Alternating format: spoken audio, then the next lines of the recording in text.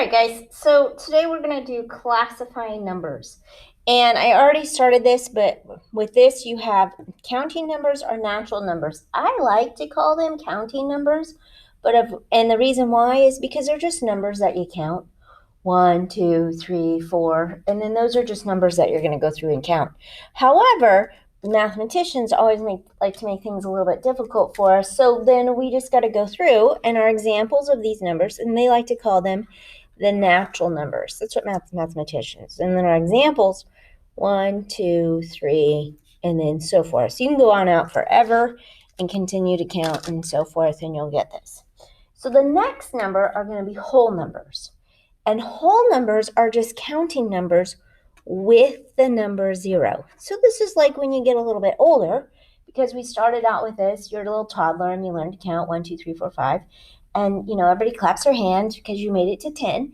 And now you're getting older and you're making those mistakes. And you make some bad decisions. That's part of growing up. We all do it. And with the 0, so now you take something away. So if you have one toy car and nope, you can't play with that anymore because you made a mistake, now you have 0. And then it's still those counting numbers, 1, 2, 3.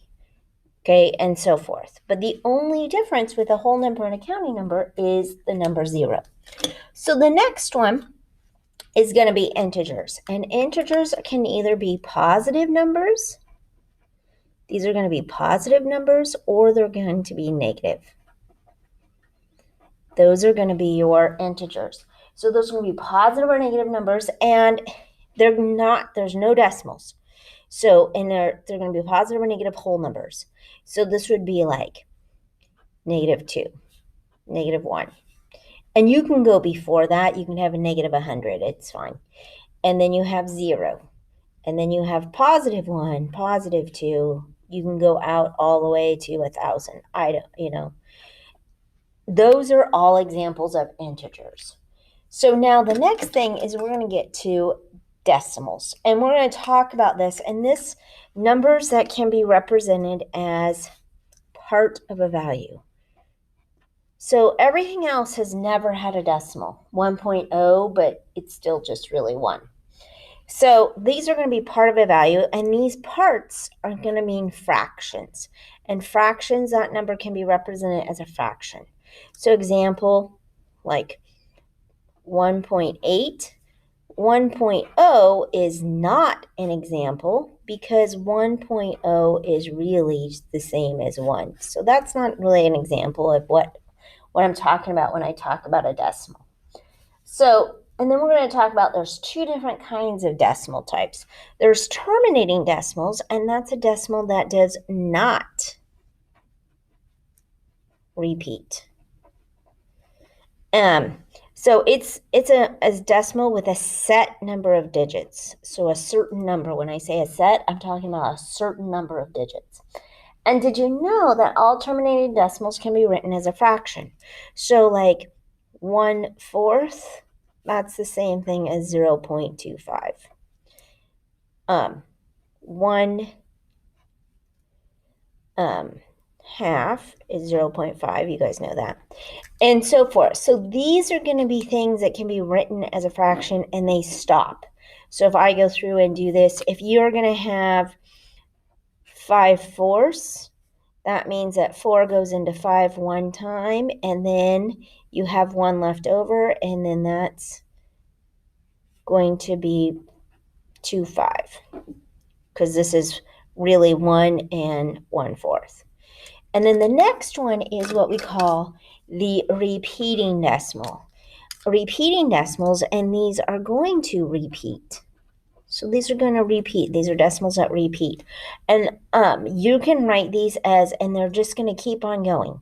So those numbers, when you put in 1/3 later, it's 0.3333, and it keeps on going on. So your calculator says that. Those are repetans. So if you have 1/9, that's 0.1, and then it keeps repeating.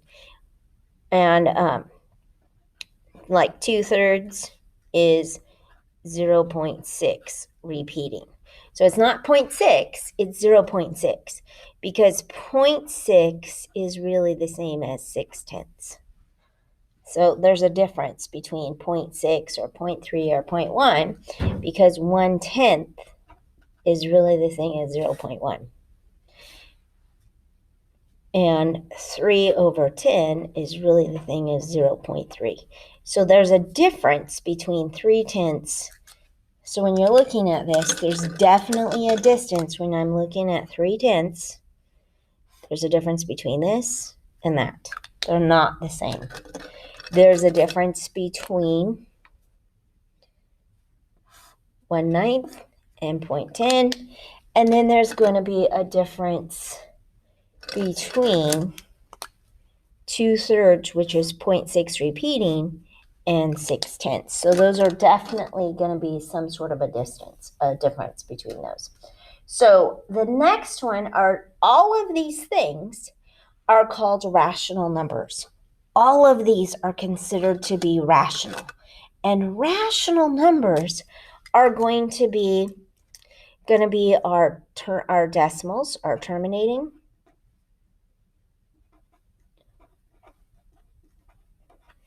and repeating decimals.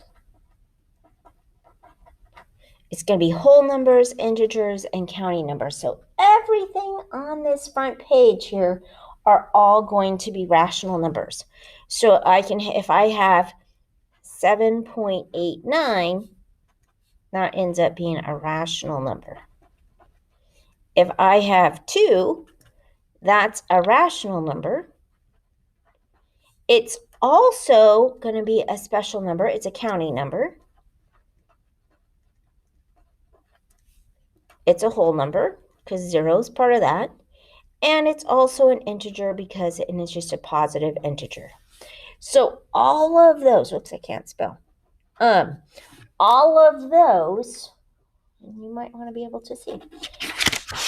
Sorry about that, guys. So all of these are going to be examples. That's an example. So everything on this front page is an example of a rational number. All right. Now we're going to flip it over. I'm going to flip over your page, and we're going to go to the next page, and that one is all about irrational numbers. So irrational numbers are numbers that cannot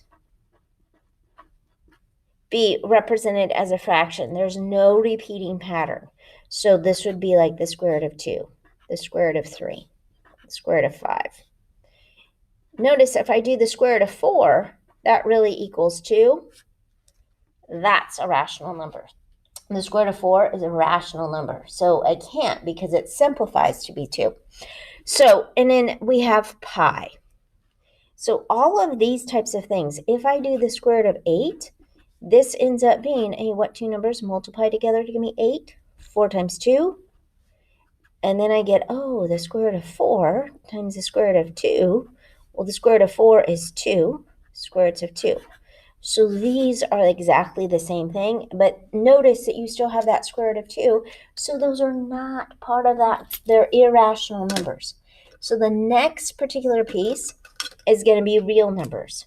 These are the types of numbers. Okay, these are the types of numbers that we normally use, such as 1, 15.8. This is everything that you have studied, everything on this front page, everything on the front page of this, and everything on this side are all real numbers. And there's this thing that you will learn in Algebra 2. This is when you do this your junior year. And we're going to talk about imaginary numbers. Yes, they do exist. And then you learn that in Algebra 2. So you will be able to study that. But everything we've talked about are examples of real numbers. All of these are the real numbers. So I made a nice little Venn diagram. And these are the types of numbers that you're going to have. So you're going to have to think about this process. Notice that rational numbers. Here's all of my fractions and my decimals. Here's my repetan. Here's a terminating decimal. And then my integers, these are all going to be negative numbers, but they can also be whole numbers, the 0. They can also be these natural numbers, these 1, 2, 3 are counting numbers. All of that. Notice that irrational, you've got pi, you've got the square root of 2, you've got 2.7, which is really, by the way, this is the letter E, and you'll learn that in Algebra 2 also. But those are the things that you're going to learn. So your assignment before we meet is I want you to tell me, what do you notice about these numbers, and what do you still wonder about these? I want you to answer those questions, and then we're going to meet, and this will be our next Zoom. So make sure you write down all of those notes before our next Zoom meeting, because we are going to need that in order to do your homework.